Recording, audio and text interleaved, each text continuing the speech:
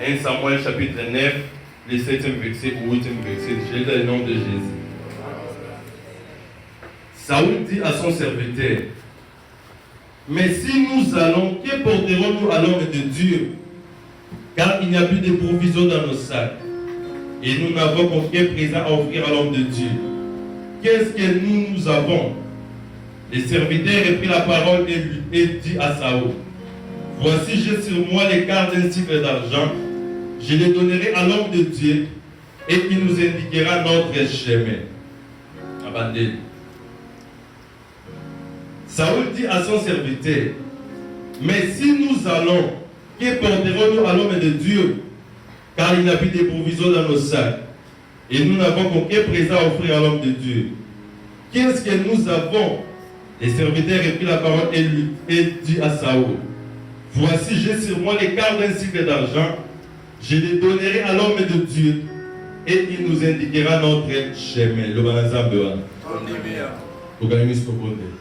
Seigneur notre Dieu, te péché, merci pour s'ensemble. Merci pour nous que tu as salé biso tout mon asubo qu'on a l'élo.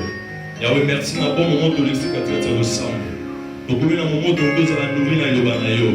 Yolo piété, c'est poussé par le Saint-Esprit que les hommes de Dieu ont parlé de la part du Seigneur. Yahweh, c'est vrai dans un simple instrument. Oyo bomis molobela.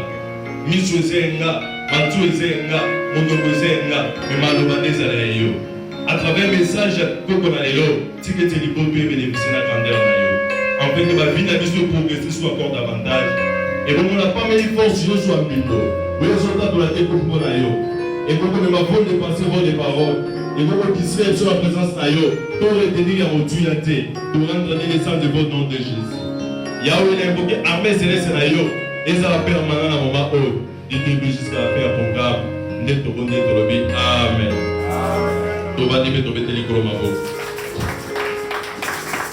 Apo bana tubeteli nga mubeteli kulu le wale wale sana bongo.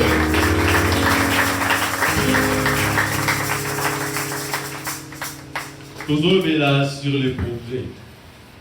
Moyena zonga lisusu. Mosika ezate po tolobe tozo déjà temps ya kolobela sur les progrès.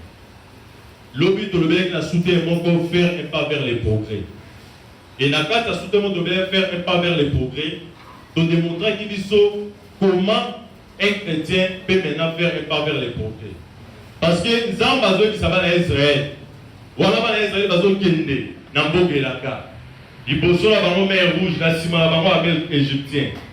Babandi ko pousser ba cri. Nous avons besoin de ba cri. Et puis si Moïse a vu du lait, il marche. Le pas qui progrès, c'est dans la volonté de Dieu. Faire un pas vers les progrès, ils ont nécessité de volonté na yo. Parce que Dieu a fait sa part et il peut essayer la part pour comment vers les progrès. Pour le baki, comment un chrétien peut faire un pas vers les progrès? Il y a dit pour le baki, pour nous la soulier. Il y a mis balai pour le baki et c'est la selon les directives de l'Éternel. Et il y a mis ça pour le baki, fait de Jésus-Christ votre associé. Les autres lignes doivent aborder 4e point autour vente à mon mine. Et ça point mon corps, les aller offrande du progrès. Amen, amen. Le lot est basé mine sur l'offrande. Mais bien aimé, on ne sait pas progresser dans la vie sans avoir payé un prix. Parce que progrès, et ça la carte à volonté ensemble. Mais pour y progresser, et c'est qu'il a payé un prix. Il y a un prix à payer pour que vous progresser. Alors ce prix à payer, il y a un autre truc qu'on a pour aller tomber, offrande. Offrande est un moyen pour le progrès du chrétien. L'ibonza est un moyen pour qu'il soit sané à progresser, à démosika. Alors, l'offrande peut conduire les chrétiens vers le progrès. Elle joue un grand rôle dans les processus du progrès. Pourquoi l'offrande peut conduire un chrétien vers le progrès? Elle joue un grand rôle en ce qui concerne les processus du progrès. Parce que l'offrande connaît ses influences dans la vie du chrétien. L'ibonzo de ça, ils ont un impact dans Christ. La texte de Daniel dans 1 Samuel, chapitre 9, le verset 7 à 8. Bible ezalaki lisolo ya Saoul avant koma mokonzi. Saoul problème ezalaki papa na ye abungisaki bampunda, abungisaki bana bampunda. Tellement wa abungisaki bampunda et bampunda na bando mona lisusu te. Atindi bazaki koluka bato ba retrouver yango te. Nde aponi Saoul na serviteur de baki koluka banes. Bible ebila batamboli baomona banes te. Bazaki na difficulté ya progresser pour bamona banes. Bazaki na difficulté ya progresser. Pourquoi? Parce que banomona bisiko ba retrouver bango te. Alors moko ya mosali ba tambolaki na Saoul, ayi Saoul abi Saoul. Na ville wana elandi eza na voyant moko aza kuna sani amona. Tokende ntango oza koindike biso chemin oyo mapati basali nini bakimi. Mais loko etike ngai après avoir serviteur ayebisi Saoul bongo. Saoul alobi, c'est à ce moment où le texte fait bandi. Saoul dit à son serviteur, si nous y allons, que porterons-nous à l'homme de Dieu? Amen, amen. En d'autres termes, ceux qui ont limité pour progresser, pour avancer, pour couper c'est le gros nid. Et le serviteur a dit ça, dit non, j'ai un quart d'argent, il y a un moment de ça pour couper. Et à travers cette offrande, il permettait à la rencontre du voyant. Alléluia.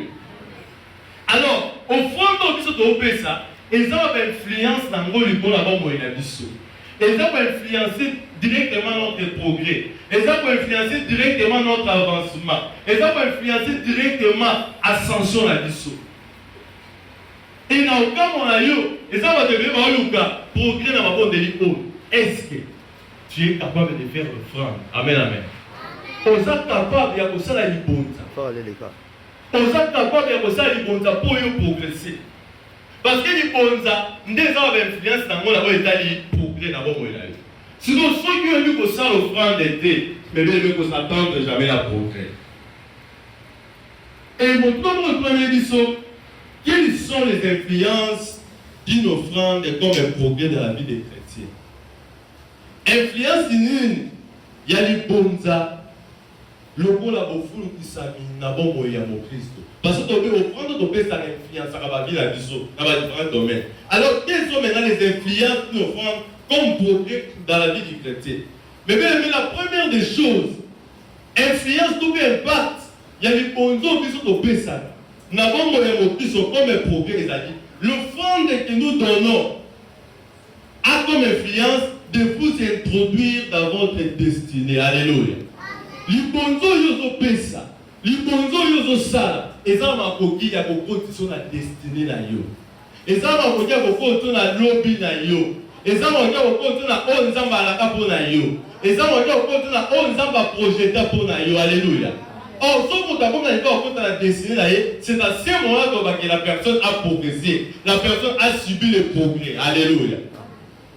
Alors, toujours, et là, toujours Saoul. Bible dit le même Saoul. Bakendela qui, pour ça, il va monter à Banès. Il va visiter Banès, il va commis. Il va visiter, il va retrouver Banès. Alors, Bible dit, offrande, on va salaki. L'air va commis, pas Samuel.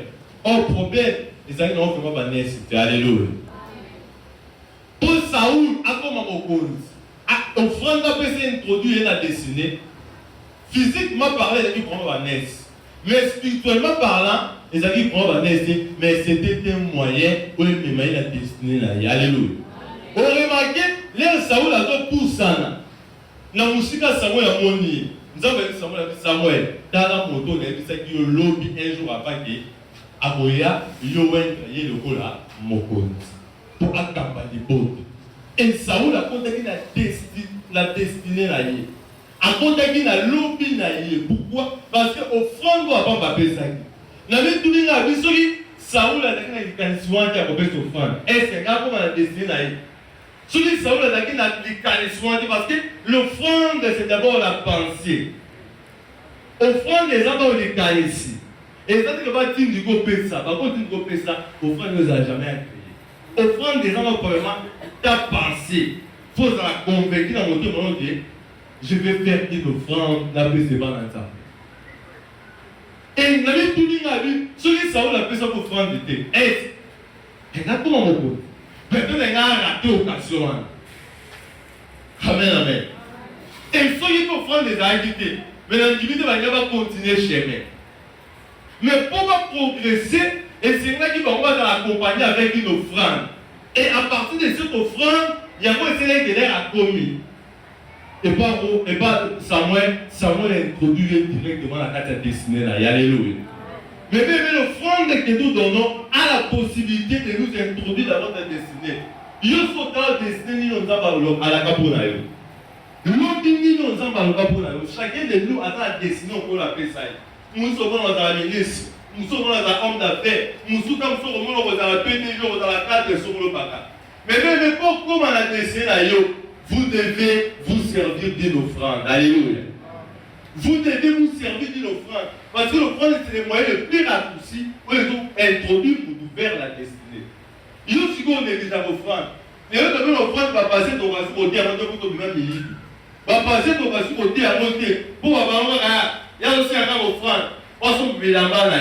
Ancien un cas d'offrande. Pas ça la macambouna. Non. Mais bien, les serviteurs de Dieu vont consommer l'offrande de la. Pourquoi? Parce que les hommes de Dieu sont des sacrés. Et les temples de Dieu sont sacrés. Offrande, il y a un repas comme un thé. Offrande, il faut à consommer et pas un ami. Et pas mousser dans Zambie. Et si offrande, comme nous consommons au sein d'un Zambie, c'est à ce moment-là que nous avons créé à côté de ce dont il y a besoin. Alléluia. Et deuxième élément, l'offrande que nous donnons a comme influence dans les progrès. Elle peut décanter votre stérilité dans n'importe quel domaine. Et quand vous décantez stérilité dans le domaine, nuance. Sauf que vous avez 2 Rois chapitre 4, verset 14 à 17. On a pas de façon du soleil à Synamite. De lui, Synamite, malade. Autant qu'à texte. Puis, le femme Synamite, avant Elisa Olekana. Ali, si mon père est à lui, mon père est là. Tant mon toit à Olekana, un symptôme de Dieu. Alors, nous avons dit que nous avons dit que nous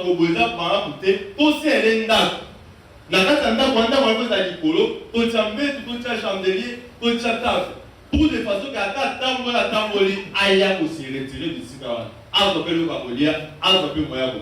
c'était une offrande au Synamite à Salah. Alléluia. Et puis, le Synamite est à sa offrande de Wana. Alors, elle n'avait point de fils. Elle a dit à moi, attends, moi, la mort, ça a quitté. Alors, Synamite fait la seule offrande dans le il a fait une beauté. Avec des bénis solotés, à Salah. Et le jour suivant, il s'est basé dans le ciel, il va avoir un katanda. Et ça, tout le monde s'est dit, est-ce que moi, je suis et c'est que tout ça est nul. Vous avez ça, d'ailleurs, non, on n'est pas dans moi, mon père, il a été ça comme déjà, mon colo. Et ça a dit, béni la taille. L'Ève a béni, c'est à ce moment-là, il disait, ça a dit, femme. À nous, les Zoya, dans la période de tous alliés, on reçoit ces beaucoup de moi. Amen, amen. Alors, cette femme a la difficulté à vous produire. Cette femme a la difficulté à vous produire. Pour la yé, ma bonne des invités. Mais à travers l'offrande du progrès, offrande de l'influence qui vient et de façon qu'elle soit moi. Offrande de l'influence qui va me dire de façon que Asimba moi. Amen, amen. Et il y a pas fini à biso, il y a aussi des certains domaines où ils ont produit. Et ça va donner les bélés, où ils ont stérile d'abord pour les biso. Aux gens ensemble, la maman met domaine à Bogota, exact. Aux gens ensemble, la maman met Moussa Osa et Tosate. Aux gens ensemble, la Nanayo, mais ma commerce Osa, les aussi battés. Aux gens ensemble, la Nanayo, mais Moussa a un petit tourment. Aux gens ensemble, la Nanayo, mais ma camo est si batté. Par rapport à ma camo, qu'est-ce que tu fais? Alléluia. Mais bien, la responsabilité du progrès te revient de ton lobby. Tu dois faire un pas, il y a vous présenter offrande. Et à travers cette offrande, négocie ma production la vie. Et vous savez que si vous avez vos produits, et vos produits d'abord pour les. Parce que cette femme a fait une offrande de distinction. À ça, il y a n'importe quelle offrande. À ça, il y a une offrande n'a pas papa dit. Le même après, tu vas voir, on n'a pas une offrande de bois qui va descendre pour trouver bien normal. N'a pas une offrande de bois qui va 300 pour trouver bien normal. Est-ce que l'offrande de Youssa n'a pas les offrandes de distinction? Alléluia. Parce que l'offrande de distinction, ça la consommer par exemple, il faut avoir une chose consistante. Et dans les locaux, il y a beaucoup de on a au pays, ça va bouger. Et l'ingénieur, même si budget n'a eu. C'est dans ce moment-là que vous avez un Zambé, à Kanisayo, de façon que si vous avez beaucoup tâté, et vous avez beaucoup. Alléluia. Alors, ayant cette habitude de faire les offrandes, Si on dit ma vie, la vie est bonne. Si on dit de progresser dans notre vie, faisons des offrandes. Tu peux savoir par raison, Nicolas Congo est bien que ça la Congo. Mais moi, si on peut dans le Sinamito, dans le village, on ne peut pas chez Zalaki. On ne peut pas chez Zalaki. On va s'engager à Zalaki. Difficulté Zalaki. Pourquoi combien de fois pour ça l'offrande? Mais les motos en a dit non, cette femme avait la révélation. Alléluia. Mais pour ça l'offrande, il faut dans la révélation. Quand tu n'as pas la révélation, tu as l'offrande, tu vas créer à côté. Alléluia. Il faut ça l'offrande avec la révélation. Moi, ça dit, mon dos est caraboué. Bien que ma vie soit mon aïe. Je l'ai dit mon aïe. Mais n'a pas moyen à l'oléguer mon sous. Et moi, soit le pour la taille et les airs l'oléguer mon sous. Mais c'est accès. Il y a pour ça l'offrande. Et pas une assemblée là, c'est là mon coup. Alléluia. Et n'est que moi, soit là, apporte les sous. Pourquoi va-t-elle apporter? Mais rien n'est possible à Dieu. Tout est possible à celui qui croit. Alléluia. Offrande de ça, les gens m'ont dit pour influencer binal. Même si elle n'a eu pour ça, au bout d'athée, ma travers l'offrande de Robota. Même si elle veut pour ça, au balaté, ma travers l'offrande de Robala. Même si elle veut pour ça, au autres travailler, ma travers l'offrande de Rosala, au travailler. Même si elle veut pour ça, bâtir la foufou, ma travers l'offrande de Rosala, yom to va servir à foufou dans l'âme. Enseigner la chose dans la révélation.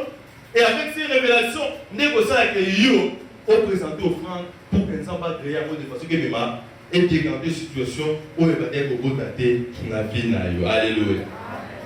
Troisième élément. Offrande des influences unis, n'a pas été dit pour que d'abord il y a mon Christ. Offrande des influences, n'a pas été dit pour que d'abord il y a mon Christ. Elle peut vous épargner contre les fléaux de la famille. Et qu'on dit qu'on bat la yo, et qu'on dit qu'on combat yo contre papa Sianzala. Alléluia. La famille. Léo RDC qui ne fait mine la fait. RDC Marabonion, souhaité au Kaoka. Banco que aussi m'a soutenu. Pour nous, cette part, dans 2 Rois, chapitre 8, l'écriture première article. Bible Obini. Moi, c'est aussi la vie, bien qu'elle ait sa qualité, bien qu'elle donne une nappe, bien qu'elle s'est ma comme bébé. Elisa Bengi, parce que nous avons même si Elisa vit, Namboka Oyo, dans notre famille. Mais Elisa Bengi, moi, si wana, abe au moins si, Yaka, yo, na li bota na yo na banque, osani, bolo, Namboka Oyo. Pas matin, Zamba, Elisa Yaki, famille na mboka oyo anga frappé mboko na nzala anga frappé mboko na sécheresse anga frappé mboko na bapase anga frappé mboko na souffrance ekoya ekodire pendant 7 ans mais yo na libota na yo boluka bisiko bokele bozala te de façon que nzala esa nini ebeta bino et puis même cette femme a préféré ya ko se réfugier baba que de ko se réfugier na pays ya ba Philistin. Dans il y avait plusieurs femmes. Il y avait plusieurs maisons, il y avait plusieurs gens. Mais pourquoi seulement Élisée a conduit qui moi la moitié a peine qui moi la moitié à 4 minutes, a vu dans les autres sali au climat. C'était parce que cette femme a su donner l'offrande. Alléluia. Mais même quand on donne l'offrande a la possibilité de vous épargner contre les fléaux de la famille, contre les catastrophes de la famille. Et pour nous, ça va qu'il y a. Au moment où peut-être que l'offrande quand on peut s'inquiéter par le monde de Bazar. On comprend que l'offrande on peut s'inquiéter. Dieu quand il y a tigari même vie. Non, il va dire qu'il y a des bottes de l'olian dernier.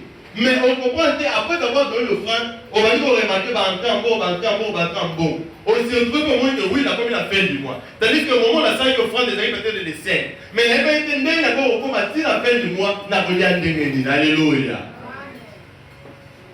Offrande des hommes à côté pour épargner contre les fléaux. Quelles sont les sortes de fléaux? Oui, aussi, papa, on a eu. Papa, si nini, oui, je vais la vie. Mais peut-être que papa, ça n'est comme la yo, parce qu'il y a un mot liquide. Ma difficulté, c'est comme là, parce qu'il y a un mot liquide. Pourquoi? Parce que l'indique qu'on peut s'offrande de alléluia. Tu ne peux pas donner l'offrande. Or, le progrès, elle va dire ça, il y a la carte d'offrande. Le progrès se résume dans l'offrande. Celui qui est capable de donner l'offrande. Et l'offrande, on est influencé binaye à ce qui concerne Nzambe a épargné n'a pas passé nyonso. Alléluia. Non, tu as dit que bon à moi so. Pas beau ici. Que bon à moi so. Bah épargné.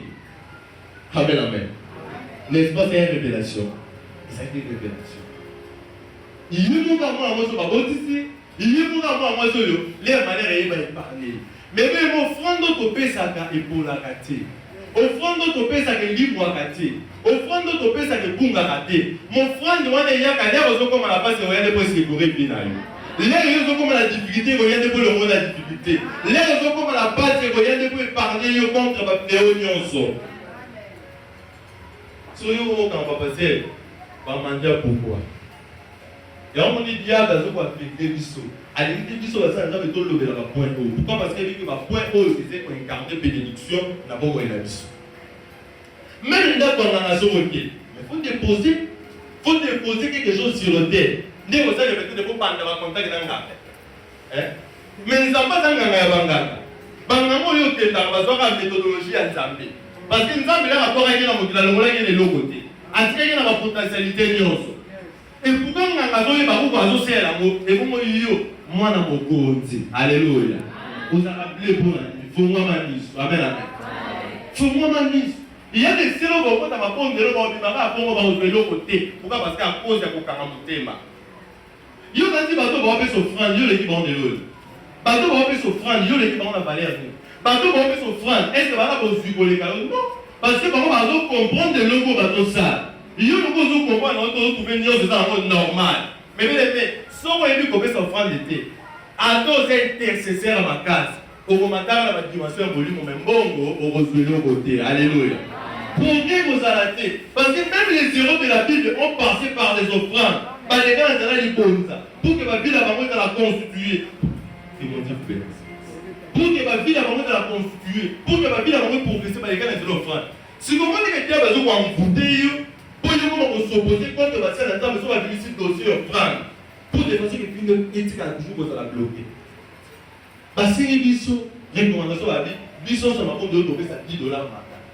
Si on a ma casse au PC $10, si on a aussi le sali, le rôle de la sénate, ça dit offrande de distinction. Au but qu'il y a un peu de ça. Et non, si nous sommes même ici côté pas. Pourquoi? Parce que offrande de l'Europe, c'est pour influencer Vinayo. Mais quand il n'y a rien, tu n'auras rien. Alléluia. Mais quand il y a quelque chose, c'est à partir de quelque chose que nous avons au là, miracle. Alléluia. Oh, Bible le dit toujours. Et c'est que moi, une femme me fait. Mon père a couffé, a tiré à nous. A un peu lisé, a dit, aux années, habité. Ça va vraiment foutre en pied. Habillé au Guélanda, Zoua, c'est un passé. Tanissa, ma foutre. Et là, Tanissa, ma foutre va passer. C'est ce moment-là, va passer les potes qui va foutre. Alléluia. Mais même sans niveau quota, sans niveau prospérer, sans niveau progresser, tu dois mettre quelque chose. Dieu travaille à partir de quelque chose. Alléluia. Dieu ne travaille pas dans les néants, mais Dieu travaille à partir de quelque chose. Quand vous n'avez rien, on ne soit pas de l'autre côté. Mais quand tu as donné, Dieu multipliera que des zéros. On peut 6 000 à bâtir 0 comme 10 000. On peut 10 000 à bâtir 0 comme 100 000. Et puis offrande est dans la carte comme dans la circonstance. Que tu as la circonstance, on va donner quand on fait la piste. Non. Il y a un moment où on vend en soi. Je dois faire une offrande du progrès pour qu'on ait ça et progresser. Mais même là, on a fait la part ensemble de la part à bout. Nous avons tant de fois incité au thé. Bible a dit que Saoul était ça l'offrande. Mais Saoul a ça l'offrande dans ma calissinaïe moko. Et Dieu était derrière cette offrande pour me mettre la carte d'élévation. Alléluia. Saoul a ça dans ma calissinaïe moko. Si on dit que nous avons dit de pourquoi les autres temps, ils sont ça combien. Amen, amen. Tout le temps, on va pas dire combien. Tout le monde a une dimension sous. Papa, c'est ça, on a encore à Congo. Mais ceux qui sont au Lingui, tous allez parler contre Papa Sébélé. Nous devons mettre quelque chose. Ok. Mais bien, en ce qui concerne l'offrande, Dieu dépouille les pauvres pour les faire enrichir. Nous n'avons pas dépouiller les pauvres pour s'aligner enrichir. On comprend tous les pauvres, mais pourquoi nous avons aussi un gars offrande? On comprend que les difficultés sont mais pour la ligne, nous avons aussi un gars offrande. Tu sais que Dieu a un plan derrière cette offrande. Bible dit, femme de Sérepta, Azalaki ne loko mukie kaka farine. Azalaki na mafuta kaka ya mukie. Et Élisée dit, fais-moi d'abord l'Éternel. Et ensuite, toi, tu auras pour toi et pour ton fils. Bible dit, l'air à sali, c'est à ce moment que nous avons essayé à multiplier. Au moins, moi, ça n'a pas pauvre. Mais pour la nuit de tout le monde, pour la nuit de tout la bienveillance, la miséricorde. Mais ton premier dans la pauvreté, tout si c'est qu'à quoi ça. Mais même ça principe ensemble. Dieu dépouille les pauvres pour les faire enrichir. Alléluia. Mais quand vous utilisez un endroit dépouillé, vous n'allez jamais enrichir. Mais femme de Sélota, et c'est que la communauté quand on va dépouiller, pour ne pas tomber, ça y est. Alléluia. Tout le temps, la les peu autour de soi. Tout le temps, les peu autour de soi. Mais tout le temps, la valeur pour ne pas puissance. Amen, amen. Quatrième. Au fond de l'histoire de Pessa, au fond de Pessa, a comme influence, elle a la possibilité de vous restituer ce que vous avez perdu. Et dans ma coquille, à cause de cela, il y a pour Isaki. Oh, la pauvre elle dit qu'à travers, au fond de tout ça, nous avons le logo pour Isaki. À travers, au fond de ça, Dieu va te restituer ce que tu avais perdu. Mais même mon Bungisi Belingi, tellement va bien au Bungisi. Faut que ça vous passe. J'ai tout perdu. Peut-être que nous, on a les choses à la yote. On perd honneur, on perd dignité, on perd renommée, on perd valeur. Nous ne pas et comme nous avons besoin de restituer. Mais pour que nous avons restitué ce que tu avais perdu, tu dois faire une offrande. Alléluia. Des Rois chapitre 8, le verset 6. Des Rois chapitre 8, le verset 6. Toujours cette femme, la Synamite. Vous voyez, moi, c'est la révélation. Pour moi, Synamite est tant là, il y a aussi la Des Rois chapitre 8, le verset 6. Bible dit Synamite, Oyo, après avoir été préparé contre les fléaux du malheur, accueilli Nambo. L'air à qui Nambo va féliciter, Abimai Nambo va signer, à qui Mobliba. À qui qui bilou Bonaï, à qui qui vous subnaï, Mamien Nambo va signer à Outaki. Et puis, il dit 7 ans après malheur et l'équipe, 7 ans après difficulté l'équipe, avec ce qu'on a sali, na zone. Les raisons qui ont pété cause à deux au roi, Natika qui va bien langa, Natika Makambulanga, Natika Yon Suyanga, roi Pessi Or. Et d'ailleurs, roi Bato sur la dissolution n'est pas Goyazi. Roi Tuni Goyazi, serviteur Elisa a dit, Yélisana Makambi Elisa Saïd à Salaki. Serviteur Bato Elisa a dit, ah, et là, il faut Élysée. Après, c'est que moi, si mon rôle est dans la ville à Sinaï. Et là, il va aller Élysée. À Bibisaki Mouana, il y a moi, parce que moi, on a la Koufaki. Et là, on va tous regarder sur l'autre, subitement, on va s'enseigner à côté. À deux voix, na bongisa papa, na bongisa nyonso, 7 ans après, na zalaki libanda, mais na yebo sa liboso misela ngai. Totanga yango de Rois chapitre 8. Wow. De Rois chapitre 8, le verset 6. Bible dit, le roi interrogea la femme et lui dit, les récits. Puis le roi lui donna un unique auquel il dit, fais restituer tout ce qui appartient à cette femme, avec tous les revenus du champ, depuis le jour où elle a quitté le pays jusqu'à maintenant. Alléluia. Roi Pessi Mitu David Bozong, il sera pour la moisson plus honnête société à Berkaki. Bozong, il sera pendant mon colo à Tiramiso. Dis mon colo, oh la zone haute. Donc, si vous voulez que peut-être que dans 2 ans de famille, vous avez un sous-moutou dans les Bozong. Na 3e famille, vous avez un sous-moutou bakantine de Bozong. Na 4e famille, vous avez un sous-moutou de Bozong. Nyonso. Alléluia. Yo na tiso Synamite a besoin d'offrande de la va restituer. Mais ce qui Synamite a combien de fois pour vivre l'influence la vie naïe parce qu'il y a une beaucoup d'offrande. Et au fond, moi, je pense que c'est que va restituer et l'autre à Bungisaki. Mais bien, mon Bungisini, qu'est-ce que tu as perdu pendant 10 ans, pendant 5 ans, pendant 20 ans? C'est encore le moment où nous avons restitué. Alléluia. Et si nous n'avons pas permis de m'apprendre de la boue, les gens en fait, parce que nous avons enseigné à Bungisaki, ils se mettent en ordre pour faire déverser des bonnes choses sur toi. Et c'est que nous avons fait à Zong Israël au Bungisa, à Zong sur le Koumou, à Zong sur l'unité, à Zong sur le Nyonso. Car la Bible me dit, le temps de miracle n'est pas encore passé. Si tu es capable de faire les offrandes et les offrandes de distinction, nous allons maintenant restituer le Bungisa. Ata batuana bayiba bakufa. Maintenant pour ça, ata bana la bango bazongi solo yango. Ata bana la bango bakufa. Maintenant pour ça, ata bakoko la bango baya koluka yo. Bazongi c'est la yo logo yo. La vie que tu as appelé, vie que tu as fait ma tic-tac. Est-ce qu'il faut travailler dans le système? Si on veut le système, il faut que vous progressez dans votre vie. Et cinquième, il faut que ça. Au fond de ça a comme influence, elle a la possibilité d'enlever la mort. Alléluia. Et ça, m'a dit à Colombo la Koufa. Mon commission n'a pas qu'à. Il y a plus de match à se rappeler. En 2015, parce que le produit a été à la mission. Parce que nous avons enseigné mon dossier. Et avec ça, nous avons mis ça le franc. D'ailleurs, la catégorie fond des arabes à $100, $50 les gars. Presque 10, la plupart des gens se font ça. Alors, pour les arabes, quand tu as des côtes, c'est la grande terre, tu es souffrant. Tout ce monde là-bas, message à vous faire ça. Maladie au rouge, tout ce monde là-bas, mais au moins, quand tu as un bon bon moi, je vais avec ça, bon, là, ma casse pour la série, on s'en autant de combien de prières autour de multiplier, mais mon tour, mais c'est ça, mais c'est ça, non? Donc, après que nous avons l'occasion favorable de passer à PRK à télér sur le point de non, nous avons quelque chose. Là, ça va de l'autre côté, nous avons emprunté $50. Depuis $50, pas beaucoup. Parce que si la bénédiction à 50 ans, on a $50 pour le mot la coupe à la libote, on a mon la coupe. Et la zone appelle ça. Vie les acquis compliqués, vie les acquis à passe, vie les acquis à malheur pour Jacques. Mais au fond, on a ça en 2015, si les gens ont continué à vivre. Azaki la bitumba la famille à Balela, Azaki la bitumba la carte à Bandi. Mais au fond de Wana, il y a un zakata payé. Soit il a zobé la bonne au moins de l'autre côté. Parce qu'au fond de Wana, il gagne là toujours. Et à travers cette offrande, tout va moins d'ailleurs et que ça l'a été. Parce que l'offrande a la possibilité d'enlever la mort pour faire le quoi.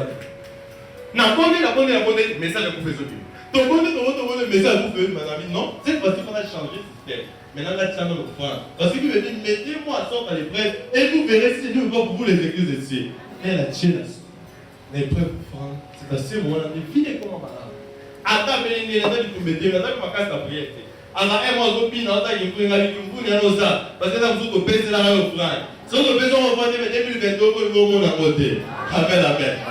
Oh, cette femme a donné l'offrande. Au point d'appel ça dit, et ce qui m'a dit, mais moi, na oyo, banakake babi obota mwana na kufaki. Et mwana na kufaki, a dit Robert Ara Bokolo bakamba bien potable. Dans l'offrande, on a appelé ça hier, dans la résultat, mwana.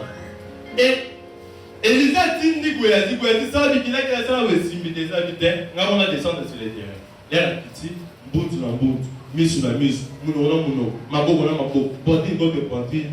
Et 3 fois j'ai tendu sur la face. Et habité. Pourquoi? Parce que moi, la wana a sa koufa.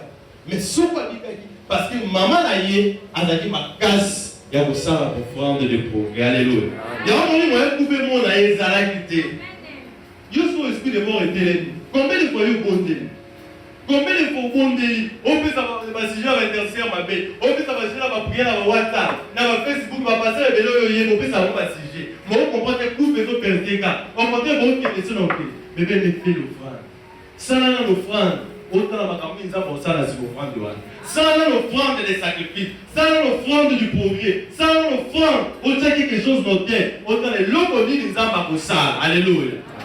Par contre, vous êtes nécessaire à prière. Par contre, vous êtes nécessaire à offrande. Amen.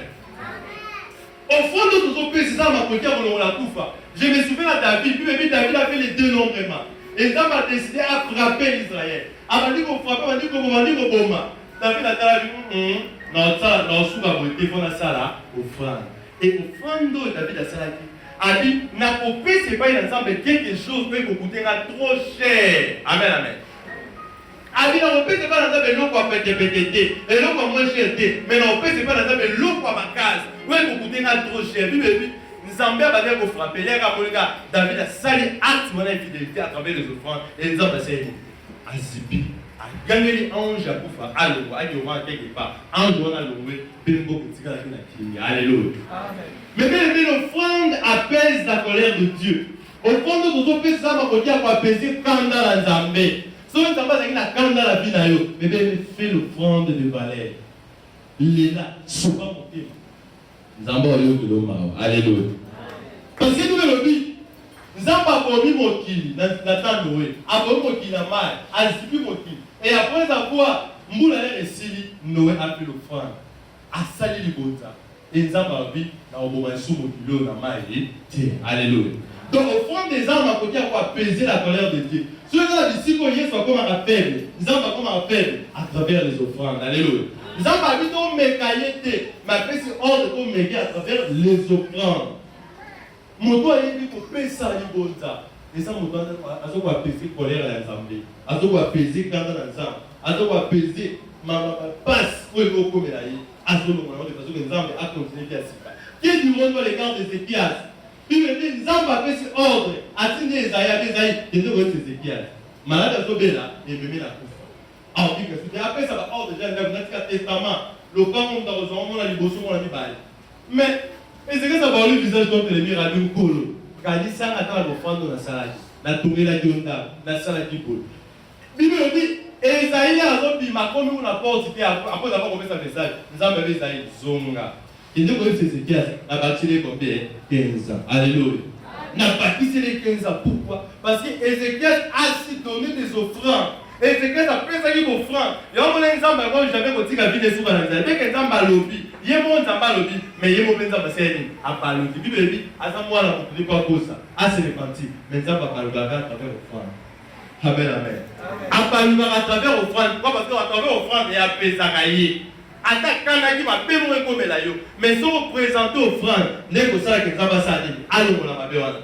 Alors offrande c'est le moyen le plus excellent pour atteindre le progrès. Et l'offrande vaut mieux que la prière. Celui qui est capable de faire sa offrande, à ça capable de faire sa alléluia. Offrande vaut mieux que la prière. Au bout d'un temps, mais ceux qui lui vont des arrêter, il n'y aura rien. Vous les acquis, nous Dieu, les impacts, les influences d'une offrande dans la vie du chrétien concernant les pauvres. Il y a les bossos, elle vous introduit dans votre destinée. Il y a elle peut décarter votre stérilité dans n'importe quel domaine. Il y a mis ça, elle peut vous épargner contre le feu de la famille. Il y a 4e, elle a la possibilité de vous restituer ce dont vous avez perdu. Il y a 5e, elle a la possibilité d'enlever la mort pour payer au vivre. Que mon Dieu vous bénisse.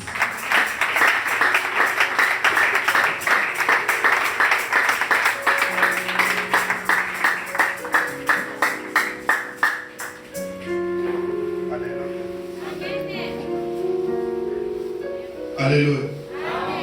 Il ne me dit tout ça, mais message de mon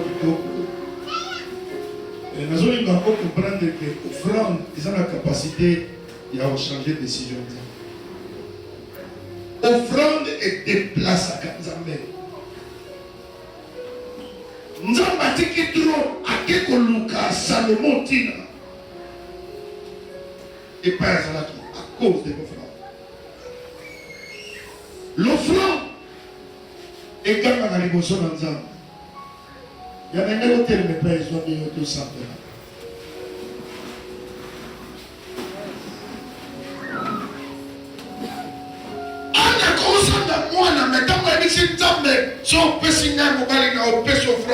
Et quand Dieu a vu l'offrande, il a donné ça.